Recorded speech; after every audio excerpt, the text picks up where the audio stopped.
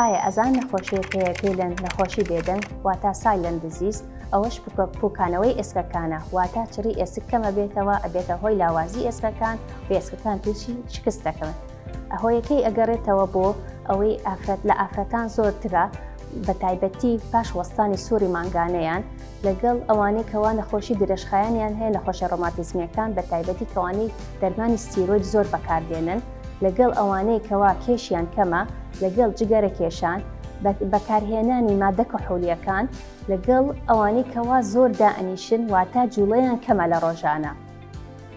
دەستنیشانکردنی ئەم نەخۆشیە لە ڕێگای دێکساسکانە بێ، چارەسەرکردنی لە ڕێگای ڕێکردنی ڕێژەی ڤیتامین دی و کالیسیۆم لە جەستەدا و چەند دەرمانێکمان هەیە، بە تایبەتی حەبی هەفتانەمان هەیە، حەبی ڕۆژانەمان هەیە و حەبی و دەرزی مانگانەشمان هەیە، مەثەڵەن 6 مانگ جارێک هەمانە، یانیش ساڵی جارێکی ئەدرێ.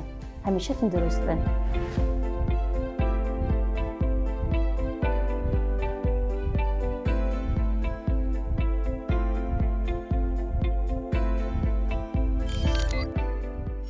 میهرەبانی، دڵسۆزی و لێزانی.